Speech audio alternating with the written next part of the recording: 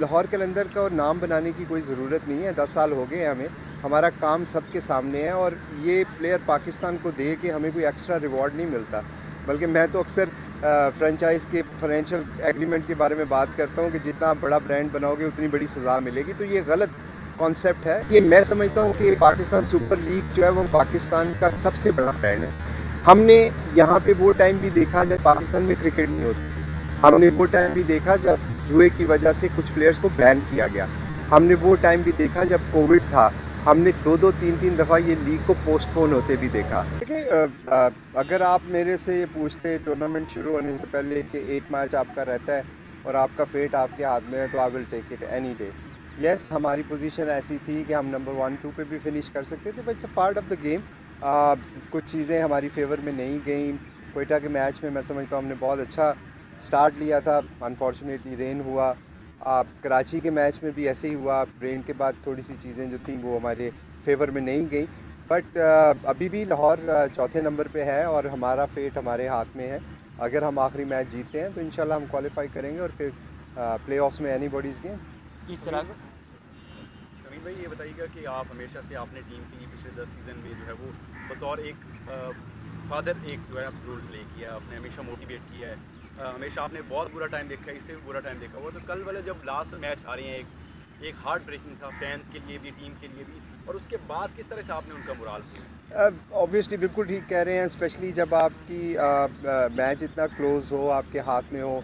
और ये इस वजह से था, हम हार्ट ब्रेक सारे इसलिए फील कर रहे थे कि जो हमारे बॉलर्स हैं उन्होंने पास्ट में हमें इससे बहुत बेहतर ओकेजन्स पे विक्ट्री दिलाई है। But at the end of the day देखिए, इंसान से हर गलती होती है, बुरी बॉलिंग भी हो जाती है, आज बुरी बैटिंग भी हो जाती है। तो टीम को उठाने के लिए बड़ा आसान ये तरीका ये होता है कि आपने गेम को गेम की तरह लेना है। जब ये पाकिस्तान सुपर लीग में सारी टीमें पाकिस्तान की टीमें हैं और इंशाल्लाह जब आप कोई देखते हैं, शिकस्त देखते हैं, तो उसमें आपके लिए अपॉर्चुनिटी होती है कि आप उससे सीखें और उससे बेहतर हों। अच्छी बात मैंने जैसे पहले भी कहा वो ये है कि हम टूर्नामेंट से आउट नहीं हुए, हमारा फेट हमारे हाथ में है, जो लड़कों के लिए मेरा ख्याल में मोटिवेटिंग है। समीर भाई, एक तनकीद हो रही है कि हारिस और शाहीन ने इतना अच्छा परफॉर्म नहीं किया, जो जो ओवर्स किए थे। उनके साथ आपकी बातचीत हुई? ज़ाहरा आपके लाहौर कलंदर के मेन बॉलर्स हैं, उनके लिए क्या कुछ प्लान ज़हन में किया, किस तरह उनको मोटिवेट किया? और दूसरा ये कि आप हर मैच के बाद जो अपने मैच विनर होते हैं उनको इनामात भी देते हैं, तो इस बार डू एंड डाई मैच है, कुछ स्पेशल आप चीज़ें कर रहे हैं उनके लिए ना? देखिए, हारिस और शाहीन की आपने बात की, मैं समझता हूँ वो लाहौर का ही नहीं पाकिस्तान का भी प्राइड है। पाकिस्तान की क्या, दुनिया के बेहतरीन बॉलर्स में से उनका शुमार होता है। हारिस रऊफ़ ने पाकिस्तान की तरफ से वाइट बॉल में हाईएस्ट विकेट टेकर है। शाहीन शाह अफरीदी अभी पिछले मैचों में उनको आपने देखा होगा कि वो बेस्ट बॉलिंग का अवार्ड भी मिला है। तो अच्छा बुरा टाइम हर प्लेयर पे आता है और मैं समझता हूँ कि इन चीज़ों से इंसान को सीखना चाहिए। जब आपसे गलतियाँ होती हैं तो वही चीज़ें आपको बेहतर बनाती हैं। कोई लेजेंड बनने के लिए आपको इन सारी चीज़ों से गुजरना पड़ता है। मेरे लिए आसानी इसलिए है कि मेरा उनके साथ एक बड़ा क्लोज़ रिलेशन भी है, क्लोज़ बॉन्ड भी है और शुरू से वो दोनों मेरे साथ हैं। शाहीन तो 16-17 साल की उम्र में था, हारिस भी, तो उनकी पर्सनैलिटी को अंडरस्टैंड करता हूँ। आई थिंक सबसे ज़्यादा डिसअपॉइंटमेंट, मेरे से भी ज़्यादा डिसअपॉइंटमेंट शाहीन और हारिस को खुद है और उन्होंने इस चीज़ का इज़हार भी किया है। ऑब्वियसली वो ईगर हैं कि दोबारा ग्राउंड में जाएं और बेहतर से बेहतर करने की कोशिश करें, कि उस लाहौर को देख के बाकी लोगों ने भी उसको फॉलो किया। इवन इंटरनेशनल लेवल पे अब मैं देखता हूँ कि लोग टीमें फॉलो कर रही हैं। तो जब आप टीम को मैनेज करते हैं तो आपको ऐसी छोटी मोटी चीज़ें करनी पड़ती हैं ताकि आपकी टीम जो है वो यूनाइटेड रहे, मोटिवेटेड रहे, एक उसमें फ़न का एलिमेंट भी हो। तो उसी कॉन्टेक्स्ट में है, कोई स्पेशल इनामत तो नहीं है। स्पेशल इनाम तो ये है कि हम ट्रॉफी जीतें, इंशाल्लाह वो सबका इनाम है। जी रामेश, रामेश हम बात करते हैं। मेरा क्वेश्चन आपसे ये नईम के रिगार्डिंग, नईम को हमने देखा है कि ऐसे मैचेस में उसने बहुत ज़बरदस्त परफॉर्म किया है जहाँ पे लोग उसको बहुत क्रिटिसाइज करते हैं कि पीडीपी का लड़का है और ये कैसे एकदम फिर किया लाहौर में, जो कि एक बात भी बहुत होती है। नईम के हमारे से बताएं कि उसकी इनिंग्स का बहुत इंपॉर्टेंट रोल था डिस्पाइट आप मैच आ रहे हैं उसमें। ये कि क्वार्टर फाइनल की दो ढाई मैच है फ्राइडे को आपका, तो उस हवाले से क्या प्लानिंग चल रही है, क्या टीम की स्ट्रेटेजी चल रही है, प्रैक्टिस भी है, लेकिन उसके हवाले से क्या? देखिए, पहली बात तो डू और डाई मैच अब सबके लिए है, हमारे लिए नहीं है क्योंकि जो एलिमिनेटर में जाएंगे वो भी डू और डाई के लिए। तो टूर्नामेंट का वो फेज़ वो वाला स्टार्ट हो गया है जहाँ पे अब आपके पास लग्जरी नहीं है गलतियाँ करने की। तो इंशाल्लाह मुझे उम्मीद है कि हमारी टीम ने जो गलतियां पहले हुई हैं उससे सीख के इंशाल्लाह आप देखेंगे कि वो बेहतर करेंगे। नईम की आपने बात की, देखिए Naeem obviously player development programme से आए और मैं अक्सर ये बात सुनता हूँ कि लाहौर कलंदर जो है वो मुझे, बल्कि किसी ने चैनल पे ये भी बात की कि नईम को शायद इसलिए चांस दिया जा रहा है कि ये अपना नाम बनाना चाहते हैं। मेरे ख्याल में ये थोड़ी सी ज़्यादती है। लाहौर कलंदर का नाम बनाने की कोई ज़रूरत नहीं है। 10 साल हो गए हमें, हमारा काम सबके सामने है और ये प्लेयर पाकिस्तान को दे के हमें कोई एक्स्ट्रा रिवॉर्ड नहीं मिलता। बल्कि मैं तो अक्सर फ्रेंचाइज़ के फाइनेंशियल एग्रीमेंट के बारे में बात करता हूँ कि जितना आप बड़ा ब्रांड बनाओगे उतनी बड़ी सज़ा मिलेगी। तो ये गलत कॉन्सेप्ट है। लोगों को मैं अक्सर कहता हूँ कि आप थोड़ा सा मेहनत करें, हसद ना करें, प्लेयर्स को बनाने की कोशिश करें। प्लेयर बन के सिर्फ लाहौर कलंदर का नहीं रहेगा। कल दानियाल ने मैन ऑफ द मैच लिया है, मुझे वो भी दिन याद है कि जब दानियाल को हमने खिलाया था तो हमें उस पर भी क्रिटिसाइज़ हुआ था। इसी तरह आप बाकी टीमों की मिसालें ले लें, बहुत सारे आपको लाहौर कलंदर के प्लेयर डेवलपमेंट के प्लेयर नज़र आएंगे। तो नेम भी वैसे ही हैं। हमारी कोशिश और ख्वाहिश ये है कि पाकिस्तान सुपर लीग के प्लेटफॉर्म से पाकिस्तान को ज़्यादा से ज़्यादा बेहतर टैलेंट मिल सके। और जब आप किसी प्लेयर को चांसेस देते हैं उसके ऊपर ट्रस्ट करना ज़रूरी होता है।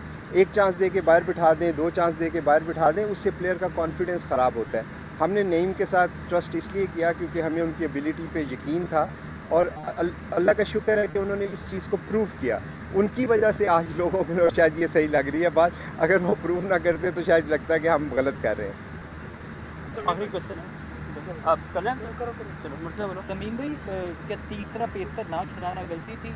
क्योंकि अगर तीसरा पेसर होता तो शाहीन और हारिस को एक क्वेश्चन मिल जाता प्रॉपर एक फास्ट बॉलर। देखिए बिल्कुल ये मैंने भी सुना कि ये काफ़ी ज़्यादा क्रिटिसिज्म आ रहा है कि तीसरा पेसर नहीं खिलाया। अब जो हमने ऑप्शन ली थी वो रिशद की थी। ऑब्वियसली जब टॉम करन अवेलेबल नहीं हुए तो हमने रिशद की ऑप्शन ली। ऑप्शन लेने का मकसद एक अग्रेसिव प्लान था क्योंकि लेगी जो है वो आपको मिडल में विकेट दिलाते हैं। जब आप मैच हार जाते हैं तो फिर बहुत सारी चीज़ों पे जो आपने डिसीजन लिए होते हैं वो बुरे लगते हैं क्योंकि आप मैच हारे होते हैं। But fact of the matter ये था कि अगर लास्ट 3 ओवरों में 48 रन अगर आपको चाहिए हों any given day, we will back Shaheen and Haris to defend those. Unfortunately नहीं हुआ, उसकी वजह से ये लग रहा है रिशद जिनको हमने खिलाया वो 3 ओवरों में 29 रन दिया है। मेरा ख्याल में बहुत इंपॉर्टेंट उन्होंने जेम्स विंस की विकेट ली। येस, कंडीशन बारिश के बाद थोड़ी सी मुश्किल हुई बट वो किसी के इख्तियार में नहीं है। आप ये नहीं सोचते कि यार बारिश होगी और कर्टेल हो जाएगा। बॉलर्स जो थे 48 रन आप डिफेंड अगर नहीं करेंगे तो 4 पेसर भी खिला लें और अगर बॉलर है तो गलती किसी से भी हो सकती है। जी चौधरी साहब कर लें आप। अच्छा समीर भाई, मेरा सवाल थोड़ा सा हटके है कि PSL को 10 साल मुकम्मल होने को है। इस तरह बाकी फ्रेंचाइज के ऑनर्स भी ये इसको सारे करने हैं कि इसको रीबिडिंग में जाना है या इसको जो इन्हांस होगी उसके मुताबिक आप पूरी PSL 10 साल को किस तरह समाप्त करते हैं? देखिए पहले तो मैं ये जो मिसकंसेप्शन है कि सारे दोबारा ओनर बनने जा रहे हैं या मैं अक्सर सुन रहा हूँ कह रहे हैं कि टीम में नए ओनर आ जाएंगे और ये हो जाएगा और वो, ऐसा कुछ नहीं है। हम सारे 6 के 6 ओनर ने पाकिस्तान क्रिकेट बोर्ड को 31 दिसंबर से पहले तक पिछले साल लिख के दिया है कि हम सारे कंटिन्यू करेंगे। तो ये बात तो मैं बड़े फोरम पे कर चुका हूँ, आपको दोबारा बता देता हूँ कि यही 6 हैं, इन्हीं को डील करना पड़ेगा। यस, अगर हमारे में से कोई फैसला करे बाद में जाके कि मुझे बात की, मैं समझता हूँ कि पाकिस्तान सुपर लीग जो है वो पाकिस्तान का सबसे बड़ा ब्रांड है। हमने यहाँ पे वो टाइम भी देखा जब पाकिस्तान में क्रिकेट नहीं होती। हमने वो टाइम भी देखा जब जुए की वजह से कुछ प्लेयर्स को बैन किया गया। हमने वो टाइम भी देखा जब कोविड था। हमने 2-2, 3-3 दफ़ा ये लीग को पोस्टपोन होते भी देखा। हमने पाकिस्तान में सिक्योरिटी हालात का मुकाबला करते हुए भी देखा। हमने फॉरेन प्लेयर्स के पाकिस्तान में दोबारा आने को भी देखा। हमने लाहौर कलंदर की 2 विक्ट्रीज़ को भी देखा। हमने ये स्टेडियम जैम पैक होते भी देखा। तो मैं समझता हूँ कि पाकिस्तान सुपर लीग ने 10 सालों में जितना कंट्रीब्यूट पाकिस्तान और पाकिस्तान क्रिकेट के लिए किया है शायद ही किसी ने किया हो। ये पाकिस्तान का प्रोडक्ट है और इसको हम सब मिल के सपोर्ट करते हैं। जी सर।